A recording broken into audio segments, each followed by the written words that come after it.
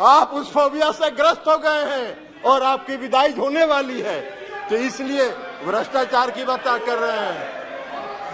बैठिए, बैठिए ना बाबा, आप जाइएगा, विदाई होगा आपका। चलिए बैठिए, भाषण दे रहे हैं। बैठिए, आप बोलिए ना, आप उधर ध्यान मत दीजिए।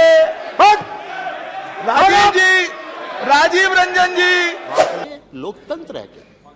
इसी को लोकतंत्र कहते हैं। ऐसे ही लोकतंत्र को आप चलाना चाहते हैं। सभापति महोदय, लोकतंत्र चलता है लोक लाज से, और इस सरकार ने सारे लोक लाज को ताखे पर रख दिया और डुबो के इस दिल्ली में शासन करना चाहते हैं। उन्होंने कहा कि दिल्ली में बहुत भ्रष्टाचार हो गया है, भारी भ्रष्टाचारियों का जमा हो गया है। महाराष्ट्र के बारे में उन्होंने चर्चा नहीं की। 4 दिन पहले प्रधानमंत्री ने कहा 70,000 करोड़ का घोटाला हुआ और सबको वॉशिंग मशीन में डाल के बाहर निकाल लिया।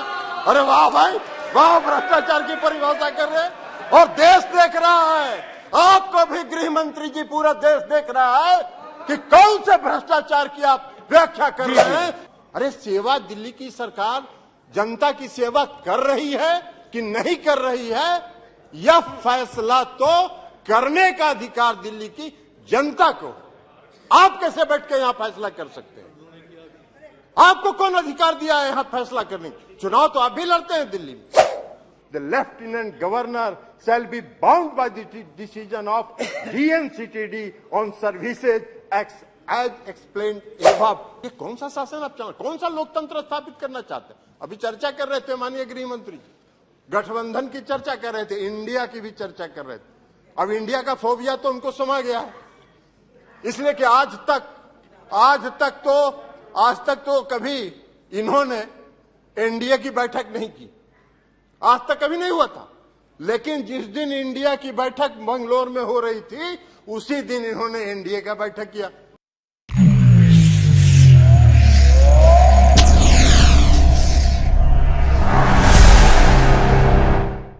सभापति महोदय, national capital territory of Delhi amendment bill 2023 का विरोध करने के लिए मैं खड़ा हूं। माननीय गृह मंत्री जी ने अभी इस बिल को पेश करते हुए कई संवैधानिक बातों का उल्लेख किया। उन्होंने सुप्रीम कोर्ट के कुछ पारा का भी उल्लेख किया, लेकिन शायद उन्होंने इस बात का उल्लेख नहीं किया कि इस देश में संविधान के प्रावधानों की व्याख्या करने का अधिकार इस देश के सर्वोच्च न्यायालय को है, और सर्वोच्च न्यायालय के संविधान पीठ ने 11 मई के अपने फैसले में इसकी विस्तृत व्याख्या की। उन्होंने पढ़ा, कई प्रावधान पढ़े, कई पारा पढ़े, लेकिन जो उनकी सुविधा के मुताबिक उनको सूट करता था वो पारा उन्होंने पढ़ा। पूरे जजमेंट को नहीं पढ़ा उन्होंने। पूरे जजमेंट में विस्तृत तौर पर सर्वोच्च न्यायालय ने इसके दिल्ली के क्षेत्राधिकार के मामले में व्याख्या की है, संविधान की व्याख्या की है, कानून की व्याख्या की है। लेकिन आपको बैकडोर से शासन करना था। 11 मई को जजमेंट आता है, 19 मई को सुप्रीम कोर्ट बंद होने वाला है, 19 मई को आप अध्यादेश लाते हैं और उसके पहले आप सुप्रीम कोर्ट में रिव्यू पिटीशन फाइल करते हैं। ये लोकतंत्र है क्या? इसी को लोकतंत्र कहते हैं। ऐसे ही लोकतंत्र को आप चलाना चाहते हैं। सभापति महोदय, लोकतंत्र चलता है लोक लाज से, और इस सरकार ने सारे लोक लाज को ताखे पर रख दिया और डुबो के इस दिल्ली में शासन करना चाहते हैं। आप बैकडोर से शासन करना चाहते हैं। अभी माननीय गृह मंत्री जी ने बिल को पेश करते हुए कहा कि दिल्ली की सरकार 2015 में ऐसी बन गई कि जो भ्रष्टाचार के मामले में जिसका काम ही नहीं है सेवा करना। अरे सेवा दिल्ली की सरकार जनता की सेवा कर रही है कि नहीं कर रही है, यह फैसला तो करने का अधिकार दिल्ली की जनता को। आप कैसे बैठ के यहां फैसला कर सकते हैं? आपको कौन अधिकार दिया है यहां फैसला करने? चुनाव तो आप भी लड़ते हैं दिल्ली में। लेकिन आप 3 सीट पर सिमट जाते हैं, 3 सीट पर सिमट जाते हैं और उसके बाद भी कहते हैं कि वाह भाई दिल्ली में जो सरकार है उसको सेवा का काम ही नहीं कर रही है। कौन सा काम आप व्याख्या कर रहे हैं? आपने दिल्ली के एमसीडी को सारे लोगों को मिला के एक एमसीडी किया, क्या हुआ?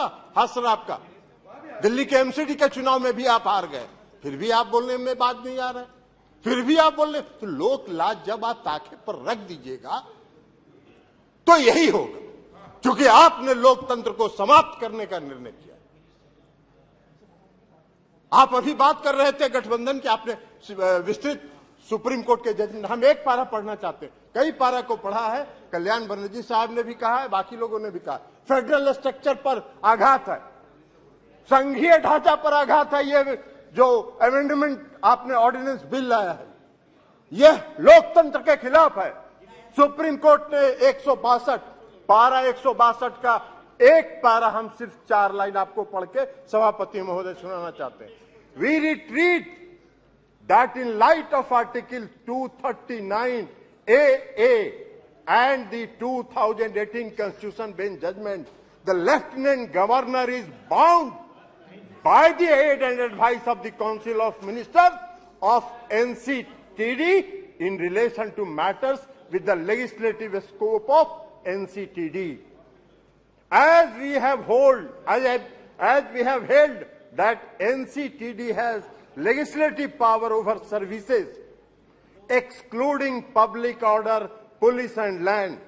Under entry 41 in list 2, the Lieutenant Governor shall be bound by the decision of GNCTD on services as explained above.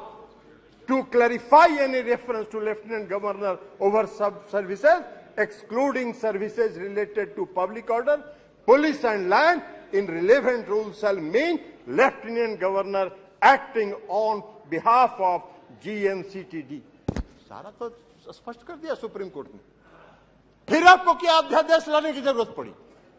क्यों आप इंतजार करते रहे? आपने रिव्यू पिटीशन फाइल किया था, तो रिव्यू पिटीशन जब आप फाइल किए थे तो रिव्यू पिटीशन का आप इंतजार करते। रिव्यू पिटीशन में सुप्रीम कोर्ट का क्या फैसला होता है, लेकिन नहीं, आपने इंतजार नहीं किया। आपने 19 तारीख को सुप्रीम कोर्ट बंद रहा गर्मी की छुट्टी के लिए और 19 तारीख को आप अध्यादेश जारी कर रहे। आपकी मंशा है बैकडोर से शासन करना, मनोनीत लोगों के माध्यम से चुनी हुई सरकार पर शासन चलाना। यही मंशा आपकी दिल्ली में भी है और यही मंशा देश के अन्य भाग में। ये कौन सा शासन आप चला, कौन सा लोकतंत्र स्थापित करना चाहते हैं? अभी चर्चा कर रहे थे माननीय गृह मंत्री जी, गठबंधन की चर्चा कर रहे थे, इंडिया की भी चर्चा कर रहे थे। अब इंडिया का फोबिया तो उनको समा गया है, इसलिए कि आज तक